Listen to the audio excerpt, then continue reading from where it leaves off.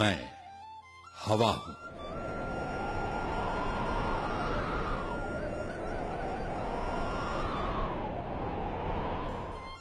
खुद को हवाओं के हवाले करके देखें, जिंदगी को पंख लग जाएंगे, खूबसूरत पंख। मुझे इसका एहसास है क्योंकि मैं अतीत से इतिहास का गवाह रहा हूं। मैं बीजों को अपनी बाहों में समेटे एक जगह से दूसरी जगह, एक देश से दूसरे देश ले लेके घुमाऊं और उन्हें अपनी नजरों के सामने जन्म लेते, पौधा बनते और फिर फूलों फलों से लदे बड़े बड़े सायादार पेड़ बनते देखा है।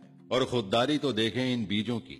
इन्होंने जो भी जमीन से लिया उसे अपने आप को मिटाकर वापस अदा किया। इन बीजों की खुददारी देखकर आजादी पूर्व के मशहूर हिंदुस्तानी शायर इकबाल का शेर याद आ जाता है। मिटा दे अपनी हस्ती को अगर कुछ मर्तबा चाहे, कि दाना खाक में मिलकर गुले गुलजार होता है। इकबाल ने तो यह शेर काफी बाद में लिखा था, लेकिन गोरखों ने दुनिया को अपनी हस्ती मिटाकर जीने के सलीके बहुत पहले ही सिखाना शुरू कर दिए थे। कुछ इकबाल के इन्हीं बीजों जैसी दास्तां से हम आज रूबरू होंगे। जब पूरब से निकलती सूरज की किरणें नेपाल के इन ऊबड़ खाबड़ पहाड़ों के दरमियान बसे इस गोरखा राजशाही इलाके पर पड़ती है। कहते हैं 16वीं शताब्दी के संत बाबा गोरखनाथ के मानने वाले होने की वजह से यहां के लोग गोरखा कहलाए। कुछ दूसरे लोगों का कहना है कि यहां के लोग हिंदू आस्था के मुताबिक हमेशा से गौ रक्षक रहे और इसी वजह से गोरखा नाम पड़ा। दरअसल नेपाल जो आज नेपाल सा दिखता है, इसका सेहरा भी 18वीं सदी के गोरखा राजा पृथ्वी नारायण शाह के सर ही जाता है, जिन्होंने आपस में हमेशा लड़ते रहने वाली यहां की 24 रियासतों को एक किया। राजा पृथ्वी नारायण शाह की फौज गोरखा के नाम से जानी जाती थी। हम सब जानते हैं कि किसी समाज की कहानी कितनी भी अच्छी तरह क्यों ना कही जाए, दास्तां के कुछ न कुछ हसीन पहलू तो छूट ही जाते हैं। हवाओं के देवता होने के बावजूद मैं ये दावा नहीं कर सकता कि मैं हर संगे मिल, हर उस पन्ने को पेश कर सकूंगा जिसने अब तक के गोरखा इतिहास को सजाया संवारा और यादगार बनाया है। हां, मेरी कोशिश ये जरूर है कि हर उस दिलकश नजारे को पेश कर सकूं जिससे गोरखा तारीख को मुझसे कोई शिकायत न रह जाए। नेपाल को संगठित और मजबूत बनाने के बाद पृथ्वी नारायण शाह ने सिक्किम के एक बड़े हिस्से को अपनी बहादुरी का एहसास दिलाया। पृथ्वी नारायण शाह की मौत के बाद प्रधानमंत्री भीमसेन थापा का दौर आया, जिसने नेपाल की तस्वीर ही बदल के रख दी। इसके बाद एक समय आया जब गढ़वाल इलाके के शुभचिंतक हर्षदेव जोशी ने गोरखा फौज को दावत दी कि वो आए और लोगों की बेहतरी के लिए आए। हालात की नजाकत को समझते हुए गोरखा फौज ने हर्षदेव जोशी की दावत कबूल की और फिर काली नदी पार करके 1790 में कुमाऊं पे कब्जा कर लिया। इसके बाद तो जैसे गोरखा कौम पीछे मुड़ के देखना ही भूल गई। 1803 में गोरखों ने गढ़वाल पर फतह पाई और फिर अमर सिंह थापा के नेतृत्व में देहरादून भी हासिल कर लिया। बात यही नहीं हुई। गोरखा सोच अब ठाना है तो करना है।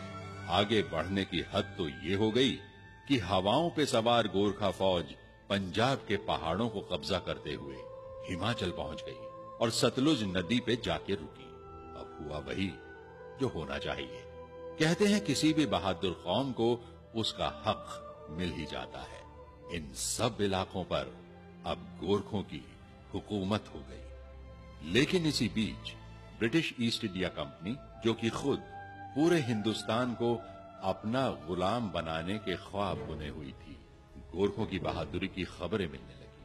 अंग्रेज मुगलों की हुकूमत तो लगभग खत्म कर ही चुके थे और यही वजह थी कि उन्होंने गोरखों को कबाब में हड्डी मानते हुए भारत नेपाल सीमा के भुटवाल पोस्ट पर गोरखों पर हमला कर दिया। अब हवा का रुख बदला और जंग की तस्वीर भी। देहरादून में गोरखा सेनापति बलभद्र ने देहरादून के नाला पानी के घने जंगलों में खलंगा किले का मोर्चा संभाल लिया। यहां 3 ऐसी लड़ाइयां हुई कि अंग्रेजी फौजों के चेहरों पर हवाइयां उड़ने लगी। उन्हें हिंदुस्तान में दुश्मन तो बहुत मिले, लेकिन ऐसे कभी नहीं मिले जिसने मैदान जंग से उनके पैर उखाड़ दिए हों और उन्हें मुंह की खानी पड़ी हो। खैर, गोरखों की कुल जमा फौज 600 लोगों की, ऊपर से घर से हजारों मील दूर, इसलिए किसी मदद की कोई उम्मीद भी नहीं। और हथियारों के नाम पर कुछ बंदूकें, कुछ नेपाली खुखरी और कुछ गुलेले, और वहीं अंग्रेजों की 10,000 लोगों की फौज, घोड़ों और सारे हथियारों और दूसरे साजो सामान के साथ। किसी चीज की कोई कमी नहीं सिवाय एक चीज की, वो थी जान हथेली पर लेके लड़ने की, जिसकी कमी गोरखों के पास थी ही नहीं। और यही वजह रही कि शुरू में हुई अंग्रेजों की गोलाबारी का गोरखों पर कोई असर नहीं हुआ। रात हुई, गोरखा फौज अलाव जला के उसके पास सो गई, जबकि महिलाएं बच्चों की देखरेख में लगी रहीं। आखिर हवा होना, ये सब मैं देख ही रहा था। अचानक मेरी नजर एक गोरखा पर पड़ी, जो किसी अंग्रेज खबरची को बलभद्र के कैंप में लेकर आया था। आधी रात से ज्यादा का वक्त मशालजी ने मशाल कुछ इस तरह से पकड़ी हुई थी कि बलभद्र अंग्रेजों की भेजी चिट्ठी पढ़ सके। चिट्ठी पढ़ते पढ़ते बलभद्र के चेहरे का रंग बदलने लगा, कुछ ऐसा रंग कि जैसे कह रहा हो, तुम्हारी ये जुर्रत। बलभद्र ने चिट्ठी पढ़ी, उसके टुकड़े टुकड़े किए और फिर जमीन पर फेंक दिया। मैं इतनी रात में इस तरह का खलल पसंद नहीं करता, और जहां तक हथियार डालने की बात है तो अपने जनरल से कहना कि गोरखों को जिल्लत की जिंदगी से कहीं ज्यादा इज्जत की मौत पसंद है। और हां, उनसे मुलाकात युद्ध भूमि में होगी। गोरखों का यह बागियाना अंदाज जवां जंग के सितारे के नाम से प्रसिद्ध अंग्रेज कमांडर सर रोलो गिलिस्पी को क्यों पसंद आता? अगला हमला यकीनन बड़ा होना था। हुआ भी यही। चारों तरफ से एक साथ गोरखा फौज पर हमला करने की तैयारी शुरू हो गई। इधर गोरखों को भी खबर लगी तो उन्होंने पहले ही अंग्रेजों पर हमला कर दिया। गोरखा के गुरिल्ला हमले और आसमानों को चीरते हुए नारे, जय महाकाली, आयो गोरखाली, ने अंग्रेजों को संभलने का मौका ही नहीं दिया। गोरखा खुखरी कुछ यूं चलाते जैसे पेड़ों के पत्ते काटने का काम चल रहा हो। गोरखों के बेखौफ हमले ही अंग्रेज फौज को तितर बितर करने के लिए काफी थे। ऊपर से मरते साथियों को देख अंग्रेज फौजी भागने लगे। अपने ही फौजी भागते देख जनरल गिलेस्पी का पारा 7वें आसमान पर। एक तो ऐसे हमले की उम्मीद नहीं, और फिर फौज की ये बुजदिली, यूं तुम दबा के भागना। जनरल गिलेस्पी ने बंदूक अपने फौजियों पर ही तान दी और फिर बंदूक के सहारे अपनी भागती फौज को रोका और फौरन गोरखों पर पीछे से सीढ़ियां लगा के हमला करने का हुक्म दिया। ये वो जगह थी जहां गोरखा फौज से नहीं बल्कि महिलाओं से उनका सामना हुआ, वो भी कम नहीं। आखिर गोरखों की बेटियां ठहरी, बस अपने बच्चों को अपनी पीठ पीछे बांधा और ऊपर से बड़े बड़े पत्थर फेंकने शुरू कर दिए। गोरखा महिलाओं का ये कदम एक भागती हुई फौज के दोबारा बहादुरी साबित करने की कोशिश के ऊपर भारी पड़ा। अपनी फौज की बुजदिली देखकर गिलेस्पी एक हाथ में तलवार और एक हाथ में पिस्तौल लिए आगे आया, लेकिन तभी बंदूक की एक गोली उसका सर पार कर गई। सिर्फ 60 गज की दूरी पर से चलाई गई गोली गिलेस्पी को धाराशाही करने के लिए काफी थी। अब इसके बाद तो गोलाबारी बंद होनी ही थी। अंग्रेज उल्टे पांव वापस हुए और गोरखा उन्हें देखते रहे। फिर 1 महीने बाद अंग्रेजों की नई फौज नए साजो सामान और हजारों फौजियों के साथ हाजिर हुई। तोप गोला गाड़ी खींचते, हाथियों के झुंड, उनके फौजी झंडे पतझड़ की तेज मौसमी हवाओं में मानो उनकी बहादुरी की कोई नई दास्तां बयां कर रहे। अंग्रेज खलंगा पहाड़ी की तरफ बढ़ रहे थे। उन्होंने अपनी तोपें लगा दी और शुरू हुआ सिलसिला सुबह शाम खलंगा पर गोली बरसाने का। हाँ, इस बीच उन्होंने अंग्रेजी चाल चली और खलंगा की पानी सप्लाई का पता कर लिया। फिर क्या, पानी सप्लाई गोरखों तक पहुंचने से रोक दी गई। 3 दिनों तक तो गोरखों के पास अपना पानी था, उससे काम चला। लेकिन फिर बिना पानी और लगातार गोलाबारी ने गोरखों को पस्त किया। बहुत से गोरखा मारे गए। तीसरे दिन बलभद्र और 70 दूसरे लोगों ने खलंगा का दरवाजा खोल दिया। गोरखों को अचानक सामने देखकर अंग्रेजों ने गोलाबारी बंद कर दी। बलभद्र ने ऐलान किया कि वो हारे नहीं हैं, अब अपनी मर्जी से लड़ाई से जा रहे हैं। किसी ने कोई गोली नहीं चलाई। गोरखा चलते चले गए और अंग्रेज फौजी देखते रहे। बलभद्र और उनके आदमी पैदल नीचे पहुंचे, सागर ताल नाम के पानी के स्रोत के पास। वहां सबने कई रोज की प्यास बुझाई, पानी भरा और फिर हिमाचल में अमर सिंह थापा की फौज में शामिल होने गए। बाद में रणजीत सिंह की फौज में शामिल होकर अंग्रेजों के खिलाफ अफगानिस्तान में फिर लड़े।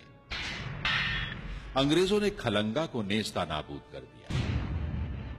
आज एक बड़ी जंग की निशानियां समेटे चट्टाने और तोप गोले से गिरे पत्थर ही गोरखों की बहादुरी की दास्तानें बयां करते हैं। गोरखों ने अंग्रेजों का एक बेहतर फौज होने का गोमान तोड़ दिया था। गोरखों का यह नारा कि कायर हुनु भंदा मरनु रामरो, या कायरता की जिंदगी से मौत बेहतर है, अंग्रेजों की एक खास बात थी कि वो सच्चाई का सामना करने और हक की बात मानने से गुरेज नहीं करते थे। और यही वजह है उन्होंने सरेआम गोरखों की जज्बाए सरफरोशी, खुददारी और बहादुरी को कबूल किया और उसे इज्जत बख्शी। ये जंग खलंगा ही थी जिसने गोरखा के एक शेर दिल बहादुर और जंगजू कौम होने के किस्से को आम किया। और तो और गोरखों की खुकरी के अजीब गरीब हथियार होने की दास्तानें भी सारी दुनिया में फैल गई। और आज भी पत्थरों की ये 2 स्मृति शिलाएं, एक सर रोलो गिलिस्पी और दूसरा बहादुर दुश्मन बलभद्र और उसकी फौज के नाम, इसी बात की गवाही देते हैं। और हां, यह दुनिया की अकेली स्मृति शिला है जिसे बरतानिया ने अपने दुश्मन की इज्जत और बहादुरी में बनवाया है।